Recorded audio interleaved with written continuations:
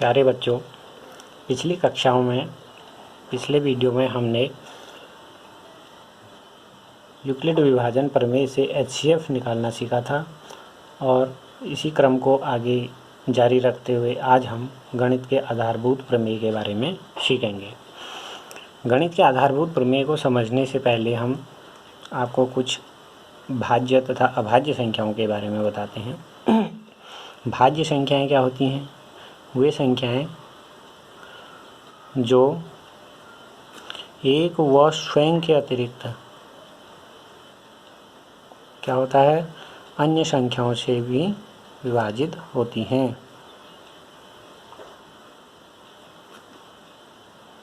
वे संख्याएं जो एक और स्वयं के अतिरिक्त अन्य संख्याओं से भी विभाजित होती हैं क्या कहलाती हैं? भाज्य संख्याएं कहलाती हैं। जैसे कुछ उदाहरण देखें हम। जैसे 4 है। 4 किस किस से विभाजित होता है? 1 से विभाजित होता है, 2 से और 4 से। ऐसे ही 25 है, 1 से, 5 से और 25 से। और अभाज्य संख्याएं क्या होती हैं? सब हमने पिछली कक्षाओं में भी पढ़ा है। अभाज्य संख्याएं वे संख्याएं जो एक व स्वयं के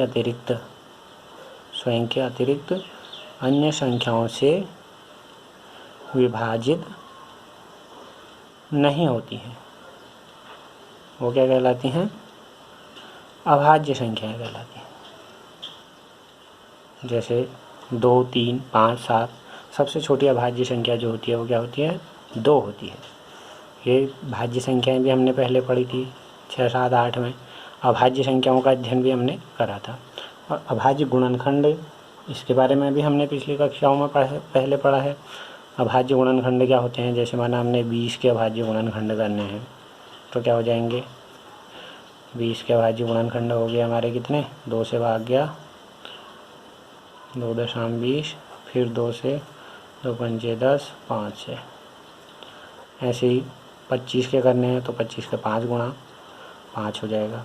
20 के अभाज्य गुणनखंड हो गए हमारे, जैसे 2 गुणा 2 गुणा 5। ऐसे ही माना मैंने 25 के अभाज्य गुणनखंड करे तो वो मेरे को मिल गया 5 गुणा 5, 5 बचे 25। अब देखते हैं हम कि गणित की आधारभूत प्रमेय क्या कहती है। जैसे 20 और 25 एक संख्या हमारी कैसी संख्याएं थी? 20 और 25 संख्या हमारी थी भाज्य संख्याएं।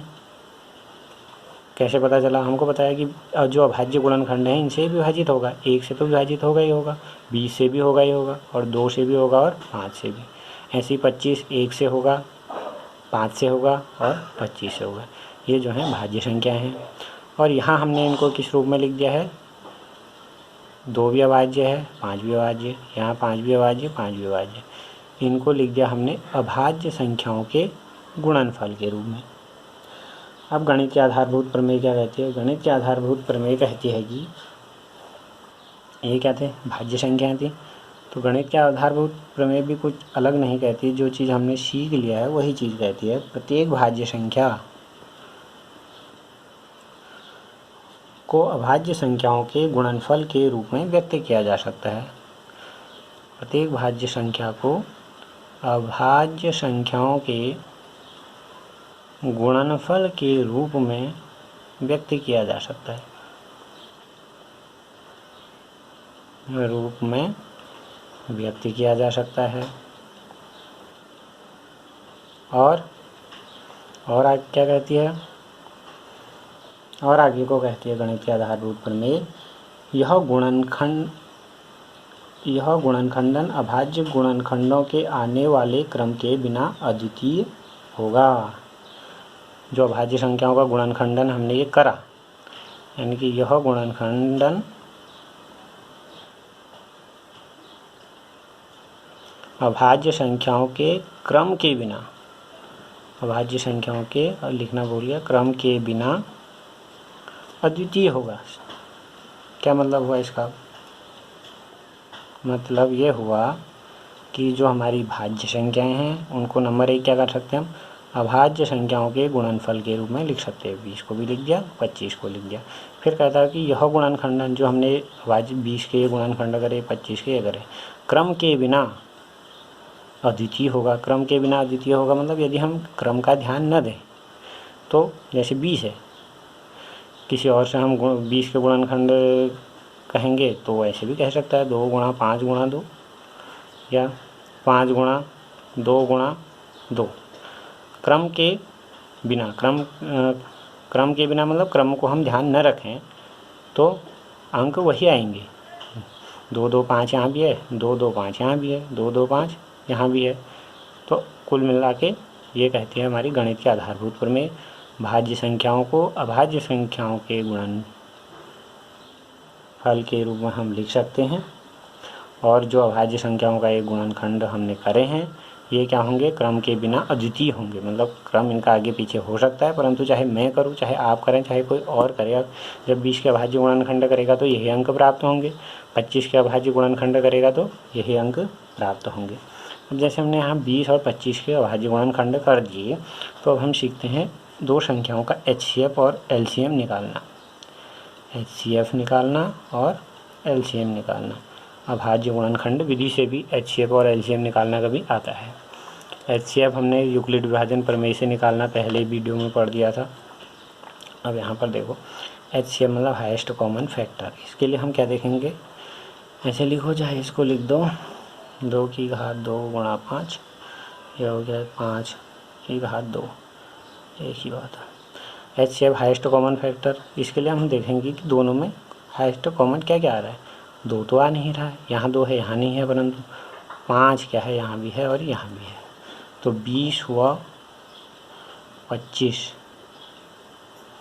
का HCF कितना हो जाएगा हमारा, 5 हो जाएगा। ठीक है।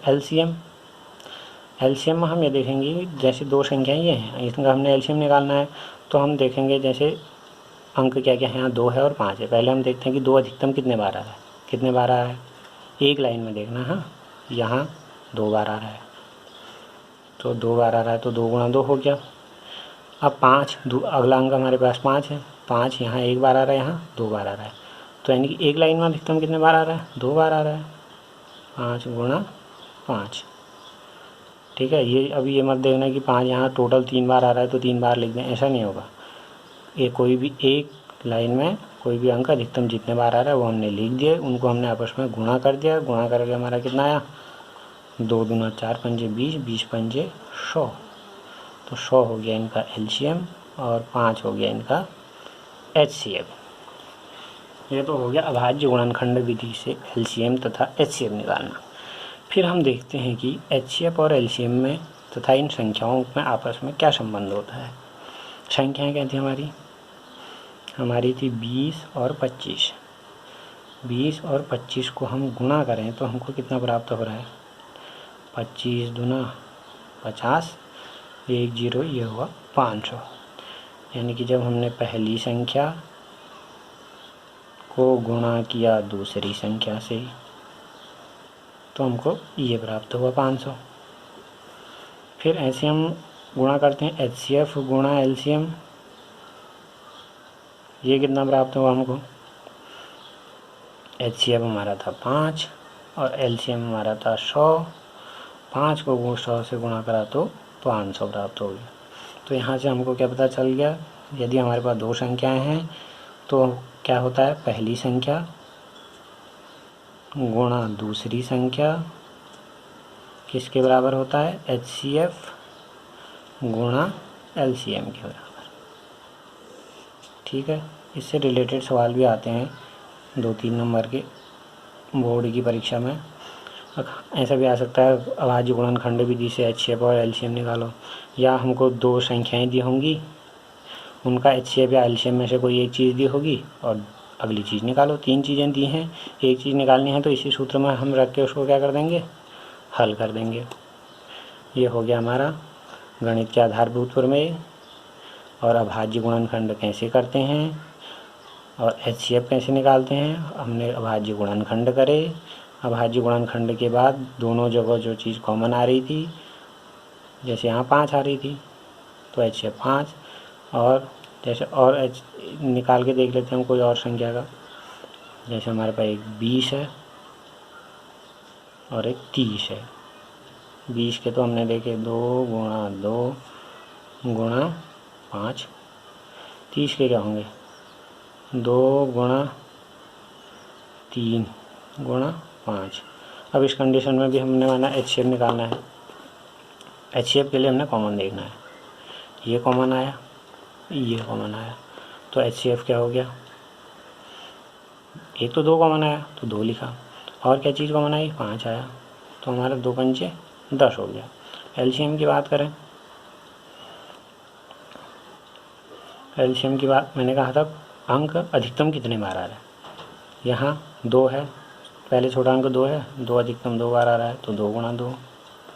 ऐसे ही 3 एक बार आ रहा है, 3 5 एक लाइन में अधिकतम एक बार आ रहा है तो ये हो गया 5 यहाँ 15, 15 दूना 30, 30 दूना 60 हो गया।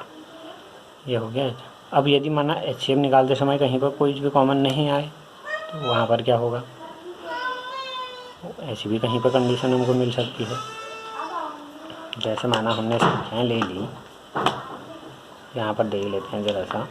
माना हमारे पास संख्याएँ 4 है और 15 है। 4 के हो गया 2 गुणा 2 कहा हमने, 5 का हो गया हमने कह दिया 3 गुणा 5। कॉमन क्या आया, कुछ भी नहीं, तो क्या यहाँ पे HCF 0 हुआ, नहीं। 4 को हम 1 गुणा 2 भी तो लिख सकते हैं, इसको भी 3 पंचे 15 कम 15, तो इस कंडीशन में एक आया ना कॉमन, तो HCF हमारा क्या हो गया, 1 हो गया। धन्यवाद, आज इतना ही देखते हैं। अब फिर अगले वीडियो में हम पुनः मिलेंगे।